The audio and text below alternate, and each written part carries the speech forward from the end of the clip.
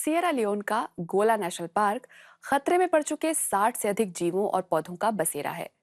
ये pygmy hippopotamus का घर भी है, जो पूरी दुनिया में आखिरी 2000 ही बचे हैं। ऐसे में आसपास बचे समुदायों को यहाँ शिकार से या खुदाई करने से रोकना बेहद जरूरी, लेकिन उतना ही चुनौती भरा है। वन संरक्षकों के ऊपर दोहरी जिम्मेदारी यहाँ के लोगों को जीवन यापन के दूसरे तरीके सिखाने की है, जैसे कि कोकोआ की खेती, जिससे उनकी कमाई हो और जंगल भी बचे रहें।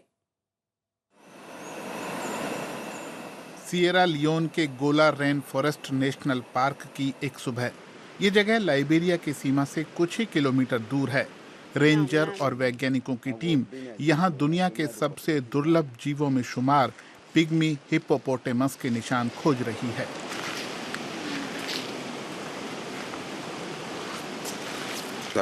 मैं पिग्मी हिप्पोपोटेमस को जिंदा देखना चाहता हूँ। ये बहुत ही मुश्किल है। मैं यहाँ 7 साल से काम कर रहा हूँ। मैंने आज तक उसे नहीं देखा है, इसीलिए मैं उसे देखना चाहता हूँ। अब वो मेरा पसंदीदा जीव है। वे यहाँ मटमैले पानी में रहते हैं। सिर्फ खाने के लिए ही वो जमीन पर आते हैं। आखिरकार कुछ निशान मिले हैं। ये नए नहीं हैं, लेकिन इस बात की गवाही जरूर देते हैं कि यहाँ पिग्मी हिप्पोपोटेमस फल फूल रहे हैं। पार्क के जीव विज्ञानियों ने उनकी तस्वीर लेने के लिए कैमरा ट्रैप लगाए हैं। इनकी मदद से इन जीवों की आबादी की स्थिरता का पता चलेगा। अनुमान है कि दुनिया भर में अब सिर्फ 2000 पिग्मी हिप्पो बचे हैं। आम दरियाई घोड़ों की तुलना में काफी छोटी कद काठी वाली ये प्रजाति ऊपरी गिनी के वर्षा वनों में रहती है। गोला पार्क खतरे में पड़े जीवों और पौधों की 60 प्रजातियों का बसेरा है। मुस्तफा वाई और 2 अन्य टीमें इलाके की निगरानी करती हैं। यहाँ शिकार, मछली मारना और हीरों के लिए खुदाई करने पर रोक है। पहले ऐसा होता रहता था। सिएरा लियोन का सिर्फ 5% मूल जंगल ही अब बचा है। गोला रेन फॉरेस्ट नेशनल पार्क एक नकली स्थान है, यानी बंजर के बीच हरा भरा इलाका। बाकी जगहों पर ऐसी पर्यावरण सुरक्षा संभव नहीं। आज यहाँ शांति है। 2011 में खुला गोला रेन फॉरेस्ट पार्क इसका सबूत है। पार्क का कुछ हिस्सा लाइबेरिया में भी आता है। दोनों देशों के बीच ये शांति का संदेश देता है।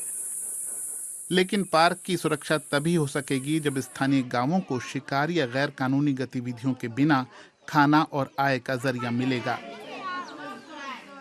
पार्क के कर्मचारी गांव के लोगों के लिए आय के नए रास्ते बना रहे हैं। ठंडे पड़ चुके कामकाज को फिर से खड़ा करने की कोशिश हो रही है। वाई की साथी अमीनाता कोकोआ के किसानों का एक नेटवर्क बनाने में लगी हैं। इन समुदायों के साथ काम करने में काफी चुनौतियां हैं, क्योंकि वे बहुत ही दुर्गम इलाकों में रहते हैं। उन्हें गोला नेशनल पार्क का मकसद और उसका उद्देश्य समझाना हमारे लिए काफी मुश्किल होता है। मोहम्मद कोरोमा भी अपने पिता की तरह कोकोआ उगाते हैं, लेकिन बहुत ज्यादा मुनाफा नहीं होता।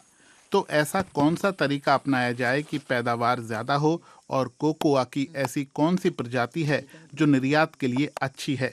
ये बातें उन्हें अमीनाता से पता चलती हैं। कोकोआ की खेती से किसानों और जंगल दोनों का फायदा है।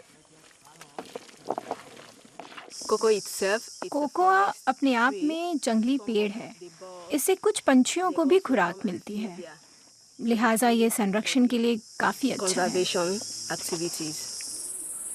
कोकोआ के पेड़ बड़े पेड़ की छांव में काफी अच्छे से बढ़ते हैं। इसकी खेती के लिए पार्क के बाहरी हिस्से में जंगल को सुरक्षित रखा गया है। पेड़ों से जमीन भी बंजर नहीं होती और चिड़िया, कीट और बंदरों को भी बसेरा मिलता है। ये रहा कलेक्शन पॉइंट। 1000 से ज्यादा किसान इस प्रोजेक्ट का हिस्सा हैं। बड़ी मात्रा में कोकोआ बेचना आसान होता है। अब मोहम्मद की फसल की क्वालिटी जांची जा रही है। बीजों को सावधानी से फर्मेंट और सुखाना होता है, तभी विदेशों में इससे बढ़िया क्वालिटी की चॉकलेट बनेगी। यह अच्छे से फर्मेंटेड है, इसलिए इसका रंग चॉकलेटी है। इसे 7 दिन से भी ज्यादा सुखाया गया है। अमीनाता संतुष्ट हैं। मोहम्मद को वो 25 किलो कोकोआ के लिए 40 से ज्यादा डॉलर देती हैं। कारोबार का मतलब है कि हम पैसे बचा सकेंगे, जिससे कई मुश्किलें सुलझेंगी। मैं अपने बच्चों के स्कूल की फीस दे सकूंगा और इससे मुझे खुशी होती है। अमीनाता और उनके साथी अब ऑर्गेनिक और फेयर ट्रेड कोकोआ के लिए अंतर्राष्ट्रीय खरीदार खोज रहे हैं।